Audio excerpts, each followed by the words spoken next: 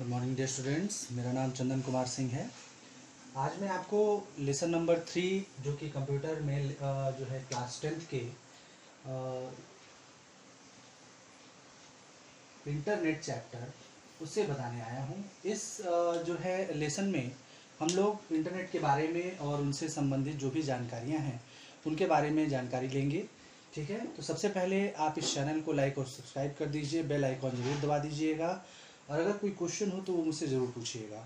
ठीक है, चलिए शुरू करते हैं। इंटरनेट, जैसा कि आप सभी लोग जानते हैं, इंटरनेट आज हमारे जीवन का एक अभिन्न अंग बन गया है। उसके बिना हमारा कोई भी कार्य पूरा नहीं हो पाता है, क्योंकि ये सूचनाओं के ऐसे चीज़ों को अपने अंदर सीमित रखता है जिसके द्वारा हम अपना काम बहुत ही आसानी के साथ कर सकते हैं।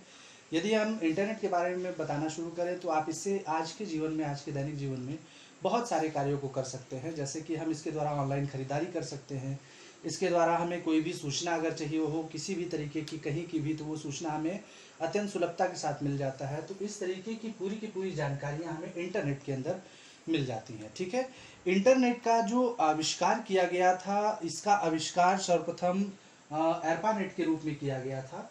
ठीक है, जिसे 1969 में जो है बनाया गया था और इसके द्वारा हम एक से अधिक कंप्यूटरों को आपस में तारों के द्वारा जोड़ने का कार्य करते थे और उनमें सूचनाओं को पहुंचाने का कार्य करते थे। एर्पानेट की सहायता से फिर जो है ईथरनेट बना। ईथरनेट के बाद अब जो हमारे सामने सूचनाओं को एक स्थान से दूसरे स्थान तक जो है पहुंचाने का कार्य जिसके माध्यम से किया जाता है उसे हम कहते हैं इंटरनेट।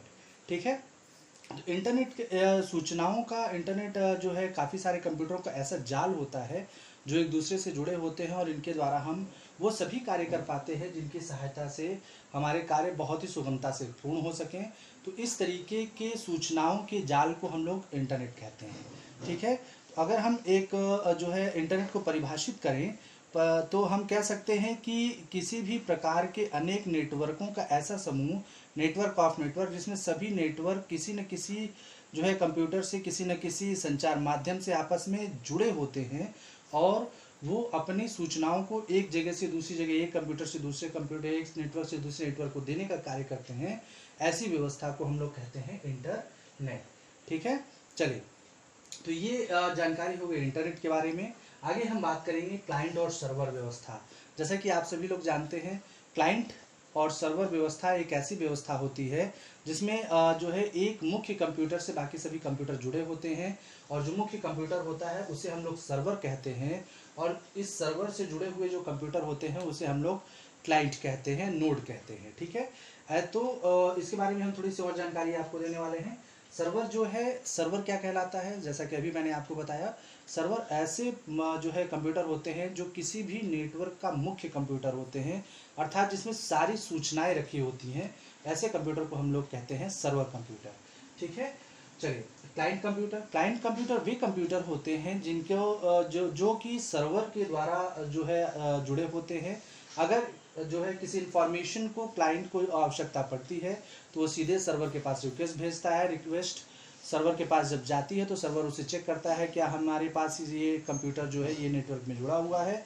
यदि जुड़ा होता है तो वापस वो सूचना उसके पास अवेलेबल करा दी जाती है और अगर नहीं जुड़ा होता है क्लाइंट तो सर्वर उसको जो है नॉट रिकॉग्नाइज करके उसकी रिक्वेस्ट को वापस भेज देता है ताकि वो हमारे नेटवर्क में जुड़ सके और उनके द्वारा फिर हम काम कर सकें। ठीक है, हाँ, इसे हम लोग कहते हैं क्लाइंट। ओके, तो ठीक है, आगे बढ़ते हैं। आगे है internet service provider. Service provider अर्थात इसका एक सीधा सा मतलब समझिए, कुछ ऐसी विशेष जो है ऑर्गेनाइजेशंस होती हैं, जो है जो कंपनियां होती हैं जो हमें इंटरनेट की सुविधा देने का कार्य करती हैं अपने जो है अपने से। तो ऐसी कंपनियों को हम लोग कहते हैं इंटरनेट सर्विस प्रोवाइडर। जैसे कि आप लोगों ने काफ़ी कंपनियों का ऐसे नाम सुना होगा, BSNL का नाम आपने सुना होगा, आपने जो है जियो का नाम सुना होगा, रिलायंस जियो का नाम सुना होगा, आपने जो है एयरटेल का नाम सुना होगा। ये सारी की सारी कंपनियां ऐसी कंपनियां होती हैं जो कि हमें इंटरनेट की जो सर्विस होती है उसे देने का काम, उसे प्रोवाइड कराने का काम करती हैं। तो इसे हम लोग कहते हैं इंटरनेट सर्विस प्रोवाइडर, अर्थात इंटरनेट की सुविधा देने वाली कंपनियों को, ऑर्गेनाइजेशंस को हम लोग इंटरनेट सर्विस प्रोवाइडर कहते हैं। ठीक है, ओके, मेरे हिसाब से आपको ये टॉपिक समझ में आ गया होगा। आगे बढ़ते हैं। World wide web. World wide web, जिसे हम लोग WWW के रूप में भी जानते हैं, यह एक ऐसी व्यवस्था होती है जिसकी सहायता से हमें जो है वेब जो है भी इसे कहा जाता है, जो है इंटरनेट को जो हम वेब कहते हैं, जिसकी सहायता से हमें पेजों के रूप में, वेब पोर्टल्स के रूप में हमें सारी जानकारियाँ मिलती हैं। ये सारी की सारी चीज़ें हमें WWW के द्वारा ही प्राप्त होती हैं। जो है वेब अथवा जो WWW का जो विकास हुआ था वो सन 1989 में स्विट्जरलैंड में सर्न भौतिक लैब में किया गया था। फिर 1993 में WWW एक सॉफ्टवेयर के रूप में बाजार में निकाला गया था और विंडोज़ ऑपरेटिंग सिस्टम की सहायता से जो है ये इंटरनेट जो वेब होता है उसे जो है बाजार में उतारा गया और वो हमारे सामने एक ब्राउज़र के रूप में प्रस्तुत किया गया।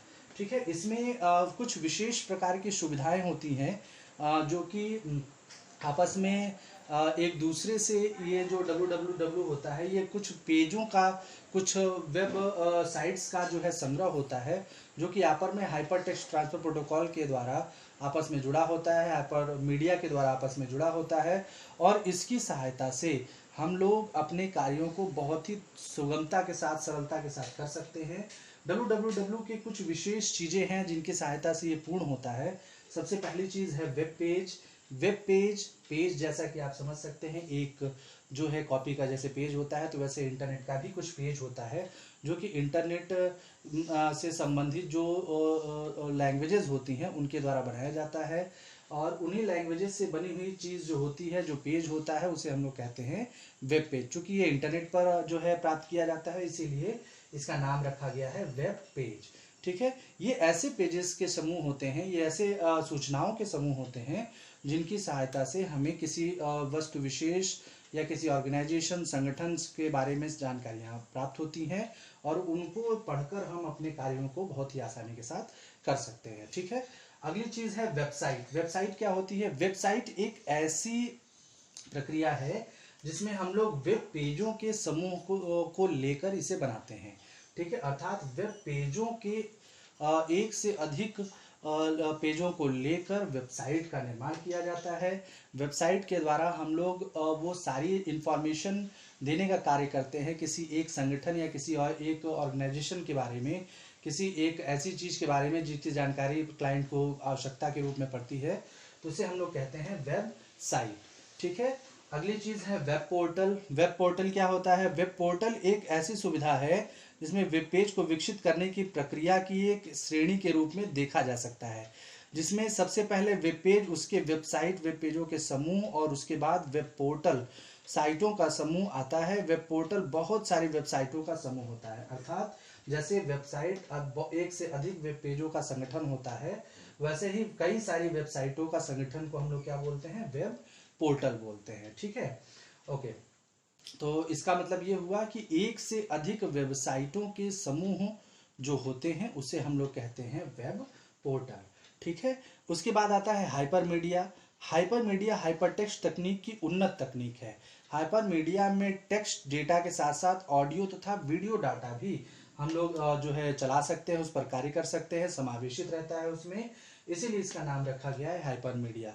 क्योंकि हाइपर टेक्स्ट एक ऐसी सुविधा थी जिसमें हम केवल टेक्स्ट के बारे में जानकारी दे सकते थे, टेक्स्ट के द्वारा कार्य कर सकते थे, लेकिन हाइपर मीडिया एक ऐसी जो है हमारे सामने प्रस्तुत हुई है सुविधा जिसके माध्यम से हम लोग टेक्स्ट के साथ साथ वीडियो और ऑडियो का भी जो है इस्तेमाल कर सकते हैं, उसमें समावेश कर सकते हैं उसका, इसे हम लोग कहते हैं हाइपर मीडिया। ठीक है, अगली चीज़ है वेब सर्वर। जैसा कि आप लोग इससे पहले भी मैंने आपको यहाँ सर्वर बताया था। सर्वर का मतलब होता है मुख्य कंप्यूटर, अर्थात ये ऐसे जो है सर्वर होते हैं जिसमें वेब अथवा डेटा इंफॉर्मेशन अनेक सर्वर मशीनों में वितरित रहती है।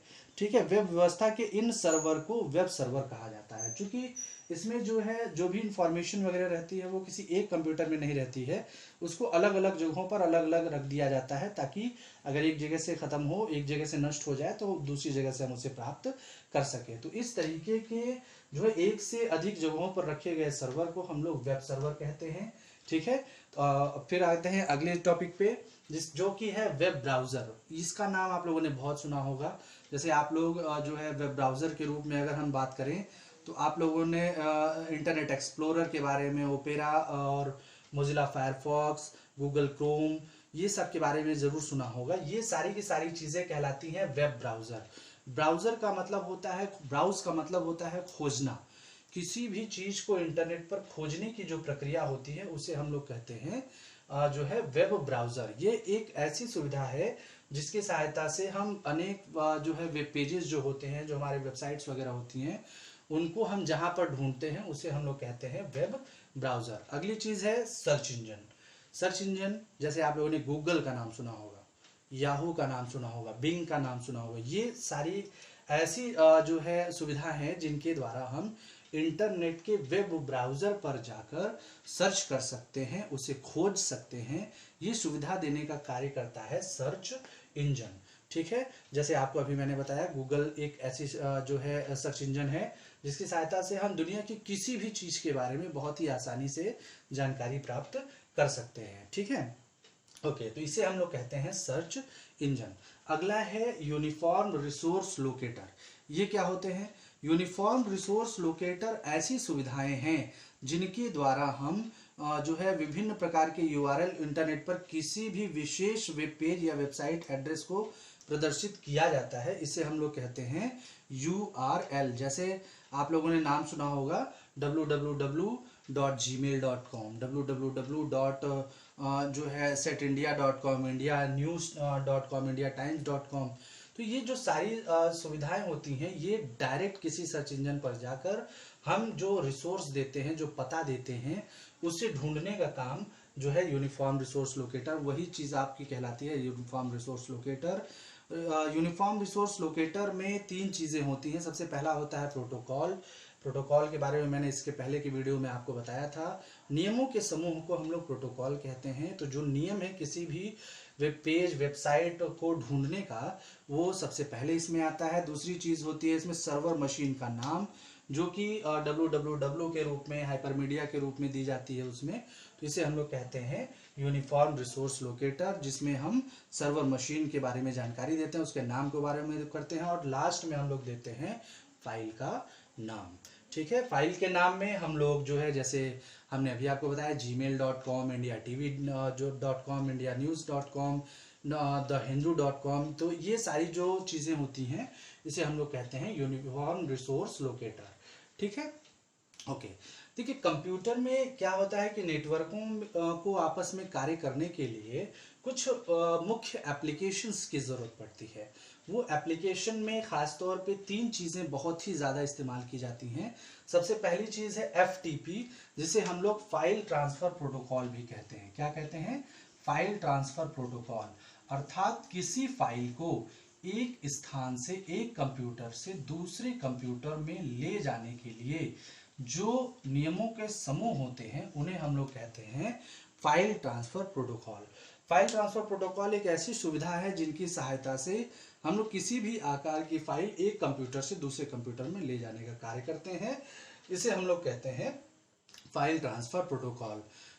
ठीक है, अगली चीज है टेलनेट। जैसा कि नाम से ही आपको पता चल रहा हुआ है, ठीक है, नेट मतलब इंटरनेट, और जो है किसी दूरवर्ती अर्थात एक जगह से दूसरी जगह के बीच जो दूरी वगैरह होती है उसे आराम से रिमोट लॉगिन के द्वारा हम लोग जो है आपस में कनेक्ट कर सकते हैं, आपस में जोड़ सकते हैं किसी तार माध्यम के द्वारा, जिसे हम लोग टेलनेट कहते हैं। ठीक है, तो ऐसी जो है दूरी जिसको हम लॉगिन रिमोट नेटवर्क अर्थात मॉडेम वगैरह के द्वारा आपस में जोड़ सकते हैं, ऐसी व्यवस्था को हम लोग कहते हैं टेलनेट। ठीक है, ओके। अगला है ईमेल। ईमेल क्या होते हैं? इसका प्रयोग आप सभी लोगों ने किया होगा। ईमेल का पूरा नाम होता है इंटरनेट मेल। ठीक है, इलेक्ट्रॉनिक मेल। ठीक है, इलेक्ट्रॉनिक मेल जैसा कि नाम से ही पता चल रहा है, इसके द्वारा हम टेक्स्ट संबंधी जो सूचनाएं होती हैं उनको जो है एक स्थान से दूसरे स्थान पर भेजते हैं इलेक्ट्रॉनिक मेल के द्वारा। इसमें हम खास तौर पे जो अभी हमारे पास सबसे ज्यादा ईमेल यूज किए जा रहे हैं हमारे भारतवर्ष में, वो हैं gmail.com, yahoo.com, ये सारी जो सुविधाएं दी जाती हैं कंपनियों के द्वारा, इसे हम लोग कहते हैं ईमेल। ईमेल जो है ये है क्या? साधारण भाषा में कहा जाए तो ईमेल एक ऐसी एप्लीकेशन है जो दो या दो से अधिक कंप्यूटरों के मध्य समान डाटा संचरित करती है और एक प्रयोगकर्ता की सूचना दूसरे प्रयोगकर्ता तक किसी विशेष लोकेशन तक भेजने का कार्य करती है। उसे हम लोग कहते हैं ईमेल। ठीक है, तो आज के लिए इतना ही रखते हैं। बाकी की चीज़ अगले वीडियो में।